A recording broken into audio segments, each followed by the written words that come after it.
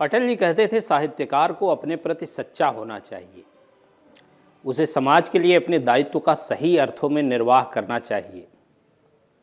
वह समसामयिकता को साथ लेकर चले पर आने वाले कल की चिंता जरूर करे। अटल जी भारत को विश्व शक्ति के रूप में देखना चाहते थे।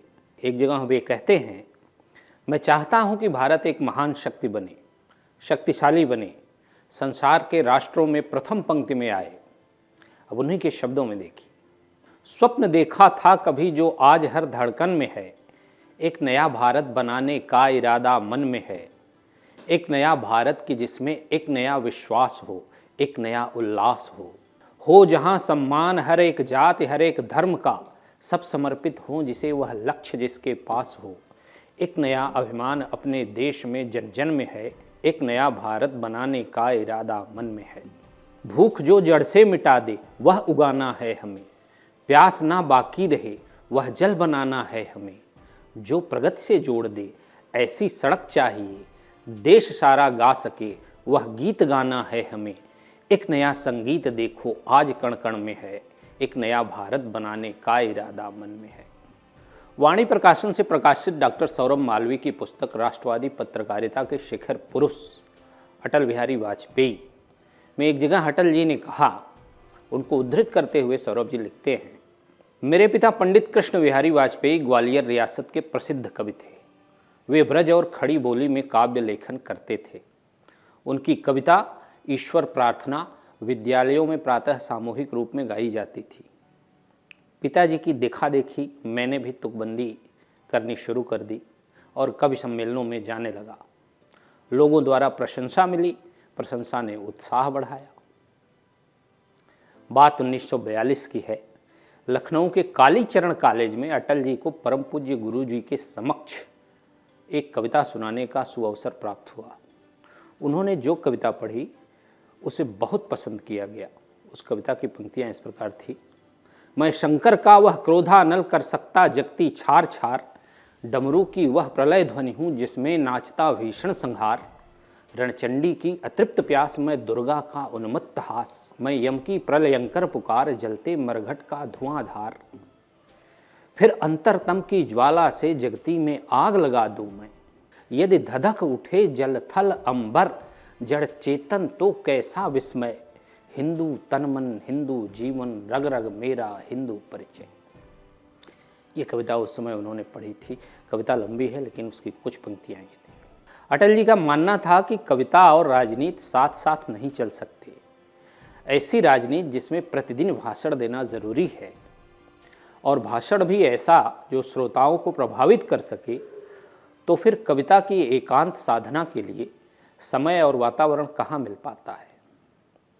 मैंने जो थोड़ी सी कविताएं लिखी हैं वे परिस्थिति सापेक्ष हैं और आसपास की दुनिया को प्रतिबिंबित करती हैं।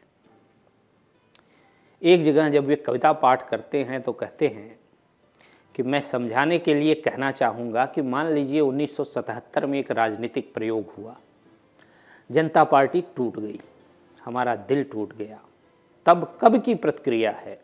सचमुच में जनता पार्टी को लेकर तो नहीं मगर परिस्थिति को लेकर जरूर है। कौन सी कविता थी वह कि बेनकाब चेहरे हैं दाग बड़े गहरे हैं, टूटता तिलस्म आज सच से बह खाता हूँ, गीत नहीं गाता हूँ, गीत नहीं गाता हूँ, लगी कुछ ऐसी नज़र बिखरा शीशे सा शहर, अपनों के मेले में मीत नहीं पाता हूँ, गीत नहीं गाता हूँ, गीत नहीं गाता हूँ, पीठ में छुरी सा चांद राह गया रेखा फांद, मुक्त के क्षणों में बार बार बंध जाता हूँ, गीत नहीं गाता हूँ, गीत नहीं गाता हूँ। फिर परिस्थिति बदली तो मन स्थिति भी बदली, तो कवि ने लिखा, गीत नया गाता हूँ, टूटे हुए तारों से फूटे वासंती स्वर, पत्थर की छाती में उग आया नव अंकुर, झरे सब पीले पात कोयल की कुहुक रात, प्राची में अरुणिमा की देख रेख पाता हूँ, गीत नया गाता हूँ, गीत नया गाता हूँ। टूटे हुए सपनों की कौन सुने सिसकी, अंतर की चीर व्यथा पलकों पर ठिठकी, हार नहीं मानूंगा, रार नहीं ठानूंगा, काल के कपाल पर लिखता मिटाता हूँ, गीत नया गाता हूँ। अटल जी ने कहा कि इस कविता की तीसरी कड़ी भी थी जो उन्होंने कश्मीर में लिखी। 17 मार्च 1991 को चैत्र शुक्ल प्रतिपदा को आयोजित सार्वजनिक वाचनालय के स्वर्ण जयंती महोत्सव को संबोधित करते हुए नासिक महाराष्ट्र में ये कविता उन्होंने पढ़ी।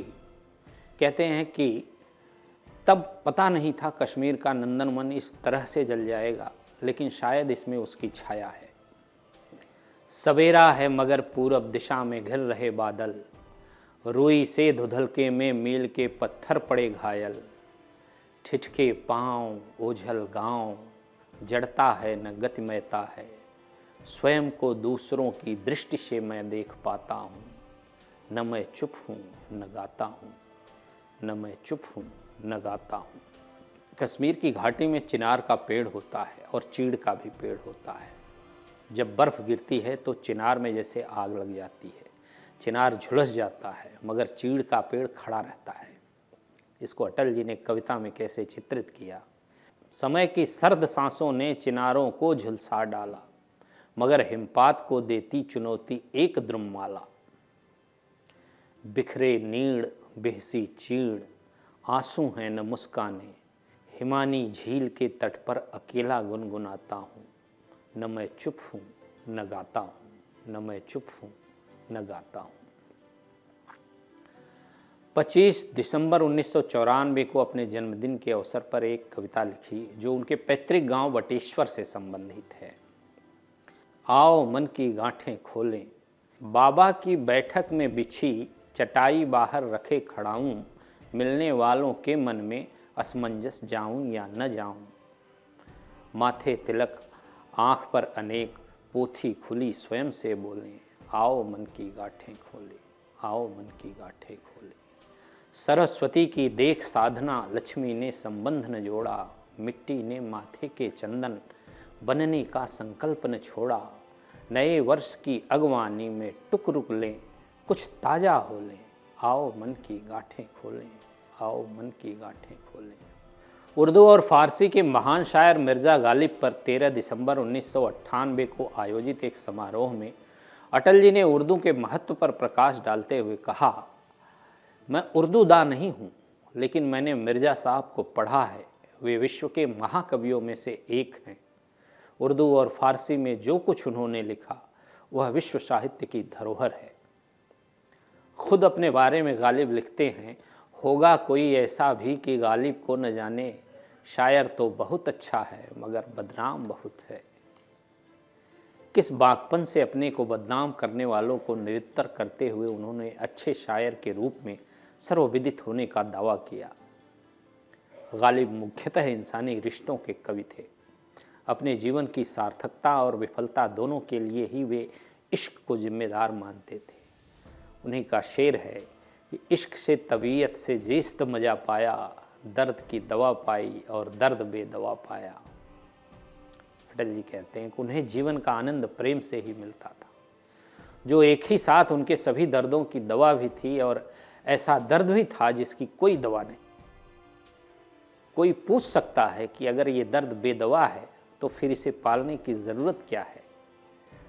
तो गालिब का बहुत मासूम उत्तर है, इश्क पर जोर नहीं, ये वो आतिश है गालिब कि लगाए न लगे बुझाए न बुझे। लेकिन आगे ये भी कहा, इश्क ने गालिब निकम्मा कर दिया, वरना हम भी आदमी थे काम के।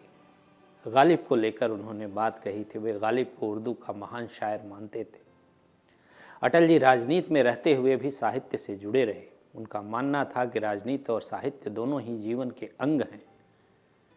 अटल जी ने कई पुस्तकें लिखी जिनमें अमर बलिदान, अमर आग है, बिंदु बिंदु विचार, सेकुलरवाद, कैदी कविराय की कुंडलियाँ, मृत्यु या हत्या, जनसंघ और मुसलमान, मेरी 51 कविताएं, न दैन्यम न पलायनम, मेरी संसदीय यात्रा, झारखंड में, संकल्प काल और गठबंधन की राजनीति सम्मिलित हैं।